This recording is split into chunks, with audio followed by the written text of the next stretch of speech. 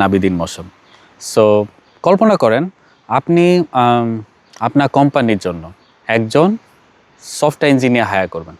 ওকে, ধরেন আপনার একটা কোম্পানি আছে, আপনি একজন সফটওয়্যার ইঞ্জিনিয়ার হায়ার করবেন। ইন্টারভিউ বোর্ডে দুইজন ক্যান্ডিডেট আসলো। প্রথমজন কি করলো, ইন্টারভিউতে আসা ক্যান্ডিডেট, সে কী করলো, সে প্রতিটা থিওরিটিক্যাল প্রশ্নের উত্তর একদম ভালো মতো দিয়েছে। ওকে, কারণ তিনি কি গত এক সপ্তাহ ধরে ইন্টারনেটে সব ইন্টারভিউ কোশ্চেন লিটারালি মুখস্থ করে ফেলেছেন। ওকে, সো আপনি তাকে একদম ফুল মার্কস দিয়ে দিলেন।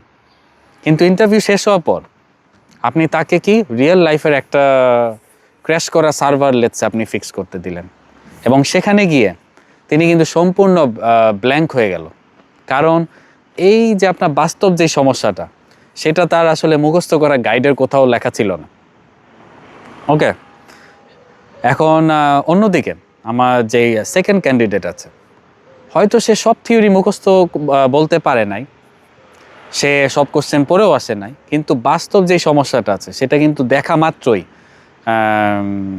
দ্বিতীয় ব্যক্তিটি কী করলো, তার লজিক খাটিয়ে চমৎকারভাবে সার্ভারটা কিন্তু সে ফিক্স করে ফেললো। সো আজকের দিনে এআই মডেল সিলেক্ট করার সময় 99% ডেভেলপাররা কিন্তু, যারা একদম বিগিনার, তারা কিন্তু এই প্রথম ক্যান্ডিডেটের মতোই ফাঁদে তারা পা দিয়ে দিচ্ছেন। ওকে, সো তারা ইন্টারনেটে গিয়ে বিভিন্ন মডেলের বড় বড় লিডার বোর্ড বা বেঞ্চমার্কের স্কোর দেখে ফার্স্টে। আপনি যদি সার্চ দিতে পারেন আপনি MMLU, অথবা আপনি সার্চ দিতে পারেন GSM 8K স্কোর, এইগুলো আপনার সার্চে দিলে দেখতে পারবেন। তারা কি স্কোর দেখে আর তারা ভাবে যে ও ওয়াও, এত ভালো রেজাল্ট, 90%, এটা বুঝি আমার লাইফ অ্যাপ্লিকেশনের জন্য কি আপনার ম্যাজিকের মতো কাজ করবে, তাই না? অনেক অবাস্তব কল্পনা হিসাবে। অথচ যেই মুহূর্তেই ওই মডেলগুলোকে কোম্পানি রিয়েল ওয়ার্ল্ড লাইফ ট্রাফিকের সাথে পুশ করে দেওয়া হলো, তখন দেখা যায় যে সে সম্পূর্ণ উল্টাপাল্টা মেসি ভুলভাল উত্তর দিচ্ছে। কারণ আপনাদেরকে বুঝতে হবে কারণটা কি।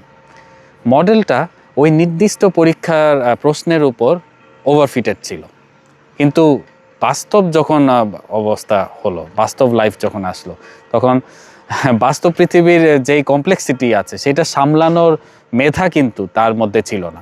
সো সিস্টেম ডিজাইনের ভাষায় এটাকে আমরা বলি কি ইভালুয়েশন ট্র্যাপ, খুবই কমন টার্ম, যারা সিস্টেম ডিজাইনে বই পড়েছেন তারা জানেন।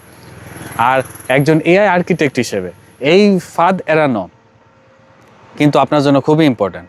কারণ কিভাবে আপনার বিজনেসের জন্য পারফেক্ট মডেল আপনি চুজ করবেন, এগুলা কিন্তু আপনাদেরকে বুঝতে হবে। সো সেগুলাই আমরা আড্ডার মাধ্যমে আজকে বোঝার চেষ্টা করব। ওকে, সো বার্লিন থেকে আমি নাবিদ, আপনাদেরকে স্বাগত জানাচ্ছি আমাদের এই মাস্টার ক্লাসে 3rd এপিসোডে। সো আজকের আলোচনার মূল যে বিষয় সেটা হচ্ছে আপনার model selection and evaluation. So আপনার কোম্পানির এআই আর্কিটেকচার প্ল্যান করার সময় আপনার সামনে প্রথম যে বড় ডিসিশনটা আসবে সেটা হচ্ছে আপনি কি open source model, for example মেটার লামা 3 বা মিস্ট্রাল, এগুলা ব্যবহার করবেন, নাকি আপনি closed source model readymade API যেমন ওপেন এআই বলেন বা GPT-4 বা এন্ট্রপিকের ক্লাউডে, এগুলো ইউজ করবেন কোনগুলো, রাইট? এগুলো একটা কোশ্চেন এসে যায়। সো এইখানে আমাদেরকে ফার্স্টে বুঝতে হবে যে এটার পিছনে অ্যানালজিটা কিভাবে কাজ করে। ওকে, ক্লোজ সোর্স মডেলের এপিআই ব্যবহার করা মানে হচ্ছে আপনার অফিসে একজন কি অনেক এক্সপেরিয়েন্সড মহাজ্ঞানী বুড়ো প্রফেসরকে আপনি কি কনসালটেন্ট হিসেবে হায়ার করেছেন GPT-4 বা ক্লাউডে। সো তিনি কি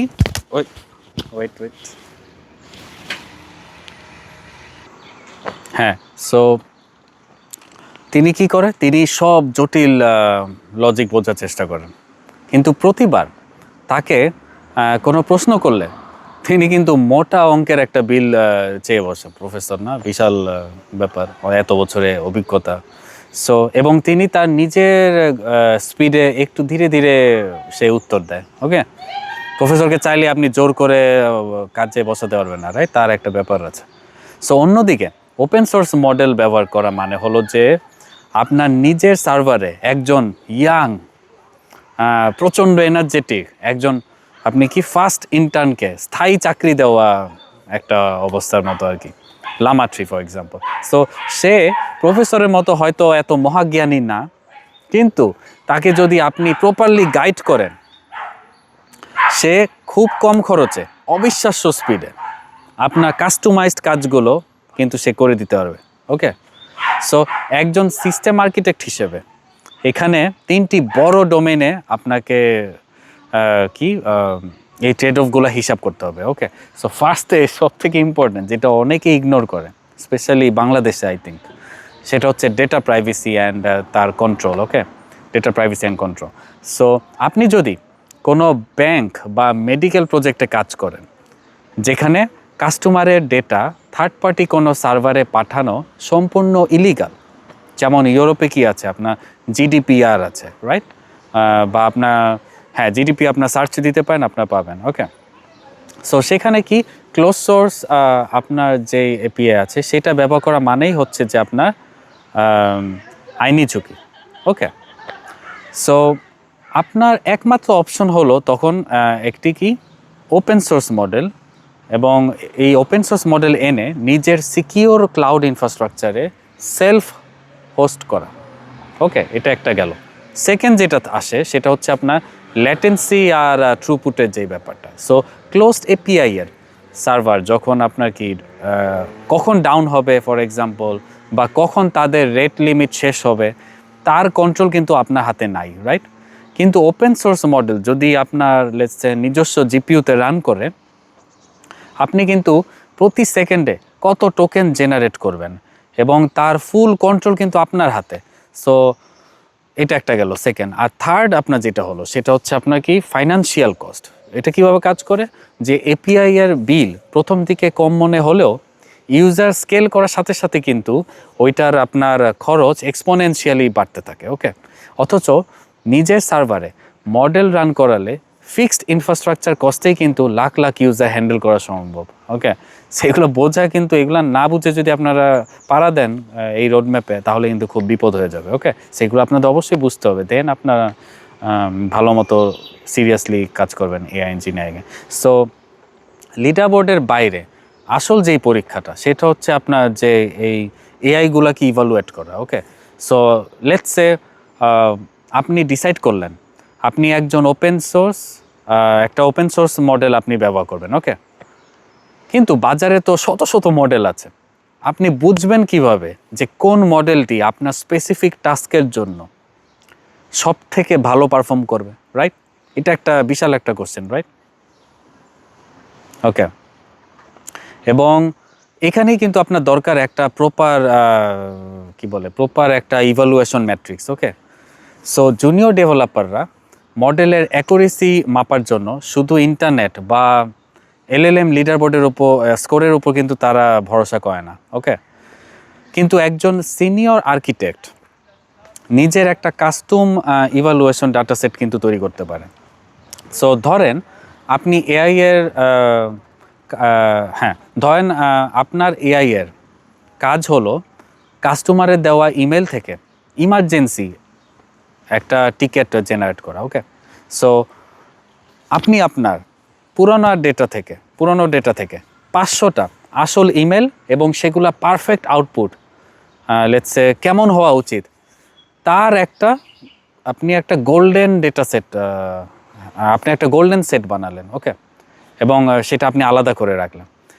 এরপর আপনি 3টা আলাদা মডেলকে আপনি এই 500টা ইমেল প্রসেস করতে দিবেন। এবার এই মডেলগুলোর আউটপুট আপনি কিভাবে ইভালুয়েট করবেন, এটা একটা কোশ্চেন, রাইট? যেহেতু এআই এর অ্যান্সার সবসময় হুবহু এক হয় না, তাই ট্র্যাডিশনাল সফটওয়্যারের মতো ফিক্সড টেস্ট কেস দিয়েও কিন্তু এটা আপনি মাপতে পারবেন না। একবার সেম ইনপুটের জন্য একবার এক রকম আউটপুট আসছে কিন্তু এআই থেকে। সো এখানে আমরা 3টা মডার্ন ইভালুয়েশন মেকানিজম ব্যবহার করি। ওকে, সো ফার্স্টে সেটা হচ্ছে আপনার রুল বেসড ম্যাট্রিক্স। ওকে, সো রুল বেসড ম্যাট্রিক্সে যেটা হয়, এটা মূলত দেখে যে এআই এর দেওয়া উত্তরের শব্দগুলোর সাথে আমাদের গোল্ডেন সেটের শব্দের ম্যাচিং পার্সেন্টেজ কেমন। ওকে, এটা একটা গেল। ওকে, এবং এটা খুব ফাস্ট এবং চিপও বলতে পারি আমি। ওকে, তবে এর একটা কি মেজর একটা প্রবলেম আছে।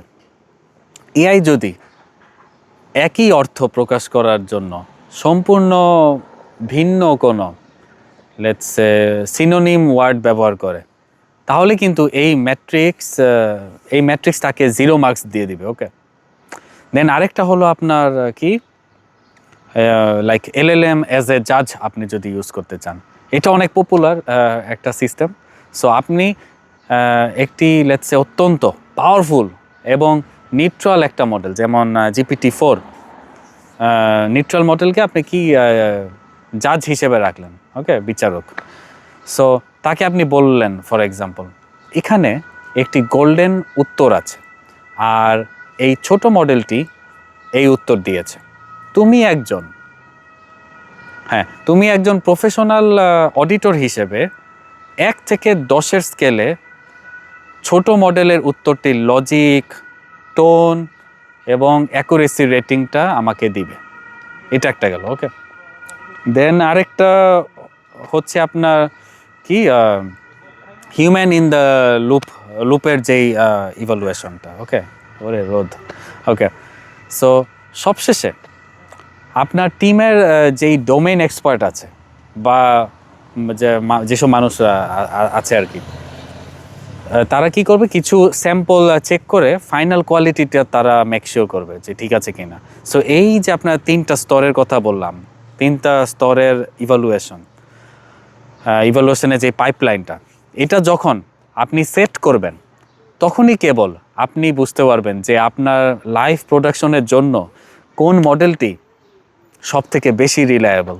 ওকে, যারা একদমই নতুন একটু কঠিন লাগতে পারে, বাট আমি প্রমিস করছি আপনারা বারবার দেখবেন, আপনারা কিন্তু তখন ভালো মতো মাথায় ঢুকে যাবে ফ্লোগুলো কীভাবে কাজ করে, রাইট? সো মডেল সিলেকশন আর ইভালুয়েশনের এই পুরা গেমটার মূল যেই গোল আছে, সেটা হচ্ছে যে আপনার সিস্টেমের জন্য পারফেক্ট একটা ব্যালেন্স খুঁজে বের করা, যেটা অনেকেই করে না, এবং না করেই তারা অনেক বড় বিপদে পড়ে। ওকে, সো সিস্টেম ডিজাইনে আমরা সব সময় রিসোর্সের কি সর্বোচ্চ সঠিক ব্যবহারটা করি, রাইট? সঠিক অপটিমাইজেশনটা আমরা খোঁজার চেষ্টা করি। সো আপনার কাজের যেই ডেপথ বা গভীরতা আছে, সেটা যদি হয় জাস্ট আপনার কাস্টমারের মেসেজ পড়ে সেটা পজিটিভ নাকি নেগেটিভ ডিটেক্ট করা, সেন্টিমেন্ট অ্যানালাইসিস অনেকেই প্রজেক্ট করেছেন আশা করি, তাহলে সেটার জন্য 400 বিলিয়নস অফ প্যারামিটারের একটা দানবীয় মডেলের এপিআই কল করা মানে জাস্ট বোকামি। ওকে, এটা যে করবে সে বোকা ছাড়া আর কিছু না, এবং কোম্পানি টাকাও অপচয় করবে। ওকে, সো এই কাজটা মাত্র কিন্তু আপনার 0.5 বিলিয়ন বা 1 বিলিয়নের একটা অত্যন্ত ছোট্ট কিউট একটা মডেল দিয়েই কিন্তু আমরা কয়েক মিলি সেকেন্ডে করিয়ে নিতে পারি। ওকে, তাই একজন আর্কিটেক্ট হিসেবে প্রজেক্টের শুরুতেই আপনাকে কিন্তু একটা কি ট্রায়াঙ্গুলার ম্যাট্রিক্সের কথা মাথায় রাখতে হবে। ওকে, উইচ ইজ এখন যা বললাম আর কি, accuracy versus latency versus cost, এই 3টা খুবই ইম্পর্ট্যান্ট। ওকে, লিখে রাখেন। সো অ্যাকুরেসি সামান্য 1% বাড়ানোর জন্য আপনার ল্যাটেন্সি যদি 5 সেকেন্ড বেড়ে যায়, বা সার্ভারের বিল যদি লেটস সে 3 গুণ হয়ে যায়, তাহলে একজন বিজনেস লিডার হিসেবে আপনাকে কিন্তু সেই সিদ্ধান্ত আপনাকে কিন্তু রিইভ্যালুয়েট করতে হবে। ওকে, যা করেছেন ভুল, এখন আবার রিইভ্যালুয়েট করতে হবে, কারণ এটা হচ্ছে না, রাইট? কারণ দিন শেষে এই রিয়ালিস্টিক ওয়ার্ল্ডে ইউজাররা একটা কিছু কি কম নির্ভুল কিন্তু কি আপনার সুপারফাস্ট অ্যাপ্লিকেশন কিন্তু তারা বেশি পছন্দ করে, রাইট? সো একটা অত্যন্ত স্লো ধীর গতির নিখুঁত অ্যাপের চেয়ে অবশ্যই ফাস্ট সবাই প্রিফার করবে, রাইট? এটা কমন সেন্স। সো পরিশেষে আমি যেটা বলি 14 মিনিট। ওকে, সো আপনার মডেল সিলেকশন আর ইভালুয়েশন এটা কোনো আপনার এককালীন কাজ না, এটা একটা কি কন্টিনিউয়াস প্রসেস। সো বেঞ্চমার্ক স্কোরের আপনার যেসব আছে না, যে আপনার চটকদার কিছু বিজ্ঞাপন যেগুলোতে আপনার ওইসবে আপনারা পা দিবেন না। ওকে, এবং নিজের বিজনেসের ডেটা দিয়ে আপনারা কি নিজে আপনার মডেল টেস্ট করতে শিখবেন, তাহলেই কিন্তু আপনারা কি একজন এআই ইঞ্জিনিয়ারের কাজটা ভালো মতো বুঝতে পারবেন, প্রকৃত এআই ইঞ্জিনিয়ারের যে কাজটা। সো আমি আপনাদের কাছে একটা জিনিস অবশ্যই জানতে চাবো এই ভিডিও শেষে, জানি না কয়জন দেখছেন এই পর্যন্ত, আপনারা বর্তমানে যে এআই প্রজেক্টে কাজ করছেন সেটার অ্যাকুরেসি বা পারফরমেন্স আপনারা কিভাবে মাপেন? ওকে, জাস্ট আপনারা কি জাস্ট নিজেরা টেস্ট করে দেখেন, নাকি আপনারা কোনো অটোমেটেড ইভালুয়েশন ফ্রেমওয়ার্ক ব্যবহার করেন? সো এগুলো আপনারা কমেন্টে জানাতে পারেন। সো এটা করলাম কারণ আমিও বুঝতে চাই যে কয়জন টেকনিক্যাল মানুষ আমার ভিডিও দেখছে, তাহলে প্ল্যান করতে সুবিধা হয়। সো যারা নন টেকনিক্যাল আছেন এবং ভিডিওর সাথে সংযুক্ত আছেন, আশা করি তারাও খুব ভালো মতো বুঝেছেন, রাইট? কারণ আমি এরকম ভিডিও বাংলাতে দেখি নাই যেটাতে এইভাবে গল্পের মাধ্যমে পুরো ফ্রেমওয়ার্কটা বোঝায়। কারণ সবাই কী করে, আপনার কোড ওপেন করে বলা শুরু করে, কোড বোঝানো শুরু করে। সো যারা নন সিএসসি নন টেক আছে তারা আগেই কিন্তু স্কিপ মেরে চলে যায়, কারণ বোঝা যাচ্ছে না, রাইট? কীভাবে বুঝো। সো এই জন্যে আমি গল্পের মাধ্যমে আপনাদেরকে এই পুরা রোড ম্যাপের জার্নিটা শেয়ার করব, যেন এন্ড অফ দ্য সিরিজ আপনাদের কনসেপ্ট ফুল ক্লিয়ার থাকে। এবং আপনারা এরপর যখন ডকুমেন্টেশন কোড দেখবেন, আমার অলরেডি কোড রিপোজিটরি আছে আপনার এআই ইঞ্জিনিয়ারিংয়ে, তখন আপনাদের জন্য ব্যাপারটা খুব ক্লিয়ার হয়ে যাবে। ও মাই গড, ওকে 16 মিনিট হয়ে গেছে। সো আজকে আমি বিদায় জানাবো। কষ্ট করে আমার ভিডিওটা পছন্দ লাগলে, আপনাদের যদি একটু উপকার হয়ে থাকে, আপনারা ভিডিওটা আপনারা লাইক দিতে পারেন এবং কমেন্টে আপনাদের অভিমত জানাতে পারেন এবং সাবস্ক্রাইব করে নাবিদিন মোশনের সাথে আপনারা থাকতে পারেন। সো দেখা হবে নেক্সট ভিডিওতে। তারা bye bye, piece out from Berlin.